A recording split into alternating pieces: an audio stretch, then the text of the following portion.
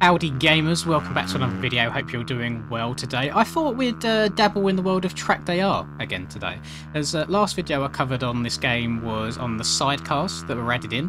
However, before that, it's been a very long time since I've just hopped on the game and played it like normally, if that makes sense. Upon using the sidecars in the last video, I discovered that we also have a new, just normal MX bike, well, two new ones actually. We have the Honda 254-stroke and the Honda 454-stroke. So what we're doing today is I'm hopping on the Honda 250. I'm going to ride it around, just see how it feels, see how it handles, and just feel the game as a whole, because I've not really done too much of just riding around recently. There's always been some sort of like gimmick idea to the videos. So we'll see how the game feels these days, see how it handles, and we'll probably just go from there. Now, I think there was a little bit of confusion off the back of my last video. I play on the dev version of this game, so I've got special access to builds that are not yet released to the public, because some people were confused that, and I do apologise in advance, that someone actually bought TrackDayR just to ride the sidecars to then discover they wasn't released yet to the public. So I do apologise for that. So this is kind of like my little disclaimer here, that what you see here is not yet released to the public. I do not have a date yet for when it will be released. However, usually they're pretty good and consistent on their updates. Their last update, or last major update for the public, was in May, so not that long ago. I know that they're working on a lot right now, so probably shouldn't be too long overall. So we are on Riverside. This game, I believe, is released. Well, this track is released for all of you. This isn't a downloadable track at all. However, it's not actually Riverside. We all know and love it as Glen Helen. However, I believe it's just for legal reasons that they can't actually call it that in game at all. So that's why. One thing that I'm still confused on what I want to do or not on this game is if I want to play predominantly first person or third person. So you can change your kind of camera settings on this game in the files. There's no like sliders in game yet that you can go and adjust these settings, so to adjust things on the fly is not possible. So you kind of have to leave the game, go in, open up your files, change stuff, and then go back in to work out kind of how much it's changed and if you like it or not, which is, it can be a little bit of a pain in the butt. So I don't do that just yet. I really like the first-person camera as a whole on this game. The only thing that I'm not a massive fan of at the moment is how high the corner anticipation is. So how far my head tilts to the left, or looks to the left as I'm going around a left-hander and vice versa for rights. So even being able to change things like that, I would really, really love. So as I look down to the right here, my head's kind of preempting where I'm going and looking ahead that way. Some people would absolutely love that. I kind of prefer it to be a bit more fixed on the front fender, so I know where I'm going more. You guys know that on MX bikes I don't use like tilt at all. I like my head's kind of staying really central. I don't use any corner anticipation on there either. But at the same time, I don't lock the head to the bike. I keep the dynamic camera on and just have the bike moving a little bit underneath me, but the head staying like really planted. So that's just personal preference there, and I'm sure all these little like customization aspects will come further down the line on this game. And yeah, I've not played it in a hot minute. I think one of the most fun like gaming experiences as a whole that I've had in recent years was that video ages ago when I played TrackDayR online with Rum, and we were both just trying to learn the game properly, learn how to whip properly, and just learn how to go fast overall. And it was a really fun experience. Like, I love learning new games properly overall, and I think this game will definitely have its era. It'll have its time where I think it will soar to the tops and then be in the same conversation as MX Simulator and MX Bikes is. I think at the moment, because they're like doing so much and trying to get all of these different disciplines in the game, whether it's snowmobiles or like tuk-tuk racing, sidecars and everything, I think they're quite focused on the fun aspect right now rather than kind of these minor details and changes, whether it be changing first-person cameras on the fly in game, or I know they are always updating kind of like bike gyroscopic effects and the traction values and how the bike whips in the air as well. That's constantly being updated. I think one thing that's quite difficult from a developer's standpoint is when you get feedback from like different sides of the community that have a different idea of what they want. So some people like it to be a lot more freeing in the air, like when you whip, for example, you want to be able to manipulate the bike underneath you. Some people want it to, you kind of create your whip on the face of the jump and that's it. Like you just use the throttle to bring it back. So it's got to be hard for the devs to find a nice middle ground on what everybody likes. But I think for me, at this point in time, this game is just one of them things that I'll hop on for 10, 20 minutes every now and then, just for a bit of a change of pace, just something a little bit different.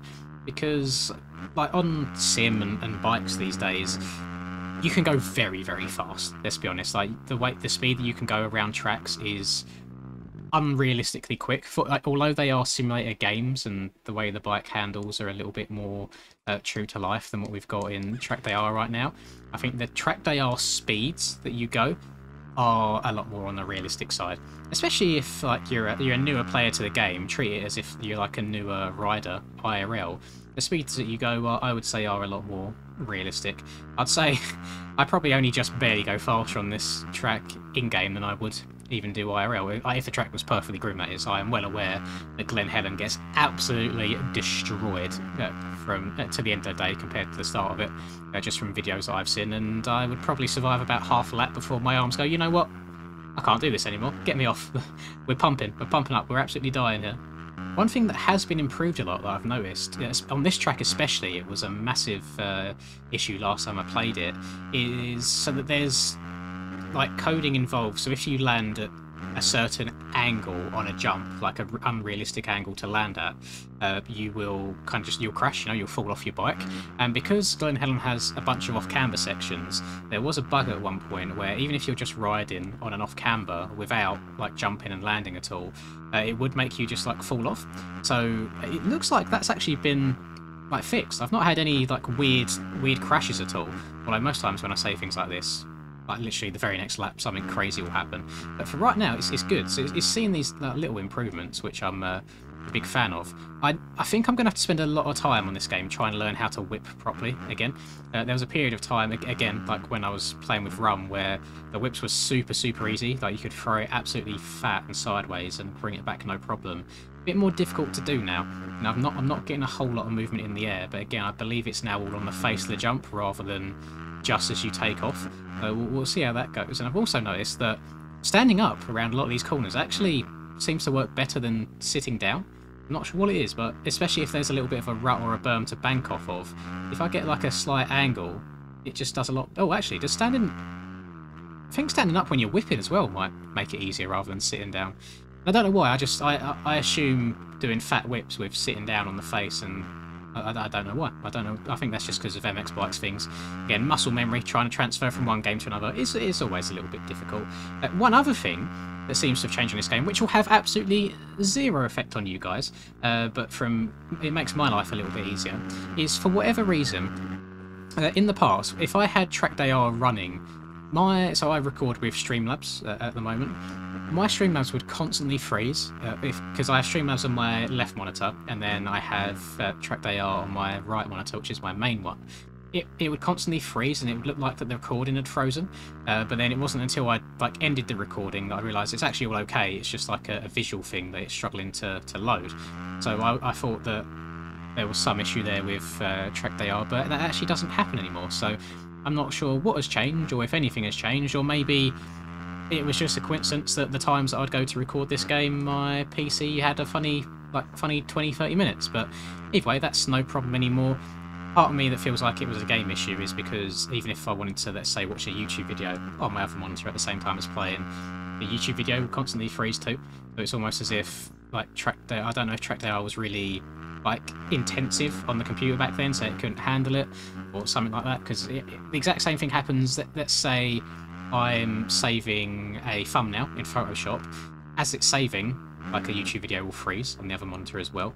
I have exactly the same issue as well if I'm rendering a video and it gets to the very end of the rendering where if it gets to 99%, between 99% and 100%, it usually has issues as well where it will freeze too. Maybe it's a PC thing. Maybe. Oh, Jesus Christ! So in the last video, I was mentioning that when you crash, if you hold, so it's triangle for me on my controller. If I do that, it looks over my shoulder and directs me to where the bike is. So if I have a massive crash and like, oh, where's my bike? I can't find it. Don't know where to go. hold that button, it looks at it, and we go over to it. I still don't think there's a sprint button in the game yet, so we just have a little march over. I think the bike looks very, very good. Obviously, we've got no graphics at all on it. I did want to download a custom track and maybe some graphics for this video, rather than running on one of the stock tracks here and running just a completely naked bike. However, the TrackDayR mods website wasn't working for me for some reason. I don't know if it's again a me issue or the website. Either way, I hope it gets fixed soon, because I like seeing what people have created. I feel like there's got to be a couple of tracks that have been released since last time I downloaded anything custom.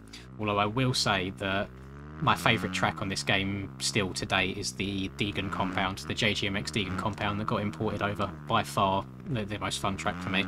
It's just a nice flowy one. You got some jumps that lend themselves really nicely to some like fouled whips. Really, really good stuff. I'll say the camera, when it anticipates where you're going, when you're in ruts, actually, it's really nice. It's only when you get into like the little off-cambery bits that it is a little bit weird and doesn't make too much sense. And I think it's hard to try and judge these like whip physics on these very small jumps. There's no... Obviously, it depends what layout of Glen Helen you're playing. It's changed quite a lot over the years, but on this precise layout, you guys can let me know what year this relates to. There's no like huge jumps as such, no big old booters for you to get sideways on. So maybe we'll revisit this bike and future updates in the near future on a track with some big boy jumps, so we can see how the physics all work. One thing that I think is a bit of a shame for me, at least, on this game at the moment, is due to how the traction works and the tyre slip and how they're trying to fix things.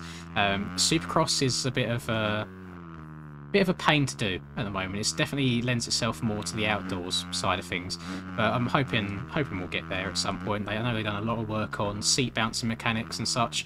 There was a time when they released like the first 3 rounds of the Supercross, like 23? It was either 22 or 23. Released the first 3 rounds of that, and it was quite painful to try and do. I think a lot of the motocross side of this game at the moment, it's mostly bike life stuff. I see like quite a few TikTok edits. It looks like, however, I didn't know that. Hang on. Oh, I've got 2 pause buttons. I didn't know that my touchpad paused the game as well. Okay, good to know. Imagine me trying to pull a tear off in a game that doesn't have tear offs or anything just yet. Yeah, I've seen a lot of like TikToks of bike life stuff, but trying to wheelie this, I'm guessing because of how the traction's been changed, it actually seems a little bit harder to get the front wheel up and keep it up. It seems to want to track forwards, which I'm really happy about, because I made a comment, I think, off the back of my second to last video about, even on the 250s, well, I suppose 450s it's more predominant, but on the 250s, even if I'm sat down and leant forwards, if I started accelerating, the front wheel would always want to come up, and no matter how gentle I was trying to be, I couldn't find a way around it. And it looks like they've worked on that and toned it down a bit, whether it's by giving the bike less traction or a little bit more wheel spin. It seems to have kind of like remedied the issue. So like I'm glad that the opinions are being listened to a bit. I did mention before I started recording this video, I did quickly pop in there if there's any way we can get like an in-game sliders to adjust like camera angles at all. So I'd love to be able to adjust things on the fly. The FOV for me, and like actual camera position, if I'm just sat here like riding normally, like in a straight line, like right here, or leant back, like this looks perfect to me. Obviously we've got the fluttering of the jersey, which I'd love to be reduced some more. But this right here, this to me feels good, and the FOV feels good, and the speed everything comes at me feels fine. It's purely like the corner anticipation, where it looks ahead for you, which, whilst realistic, because you are meant to look to the end of the corner, IRL, just are, to the end of the ruts to hopefully not crash and tuck your front end. In terms of a game sense, it throws me off my my mojo a little bit. I'm sure it's something that I could adapt to over time, but for right now, I like my comforts as such, so I'd really appreciate being able to change sliders a little bit more. I don't think I can go over to the Supercross track. I mean, when this track first released, the terrain is there, but there's like barriers stopping you from getting over there. So what I'm going to do is, when we get back over to the start straight, I think I'm going to hook a left and see if there's any way I can go over to that Supercross track. If not, I'll just end it there. But if I can, we'll spin a few laps and see how Supercross feels overall. Alright, let's get over here then. Let's see how far we actually go. Is there going to be a barrier that's going to stop me? Oh! Oh! there's no barrier, but we can't actually ride on the terrain. So, yeah, that's going to do it for me for this video. I just want to check in on the game a little bit. I'm liking the progress that we're making. Again, I think I'm going to need to do a lot more practice on the game to get a feel for it, because I don't think it's fair me playing the game for 15 minutes, probably not doing very well because I'm not too familiar on the physics, and then just like saying what they should change this, that and the other. It's a completely different game to MX Bikes and MX Simulator, so it does need time put into it. But let me know your thoughts. Do you have the game at this point? Because I know a lot of people, when they watch these videos, they comment saying that they're just waiting for the game to be further along in development. Does that apply to you? And what are your thoughts? What are your wishes for the future of this as well? And what direction would you like it to go in terms of whips? Do you like an MX Bikes, MX Simulator reflex perspective where you kind of chuck it off the face of the jump, but then you also have a lot of like power to manipulate the bike in the air and move it as you wish? Or would you like it so you kind of set up the whip on the face of the jump and chuck it out, and then the only real way you bring it back round is by using the throttle and have like a gyroscopic effect, bring the back wheel round straight? Very interested to know, because I know that's quite a 50-50 split. But yeah, if you enjoyed this video, please do drop a like and subscribe to the channel if you're new. I'd greatly appreciate it. Have a lovely rest of the day, whatever it is you're up to, and I'll catch you guys in the next video. Peace.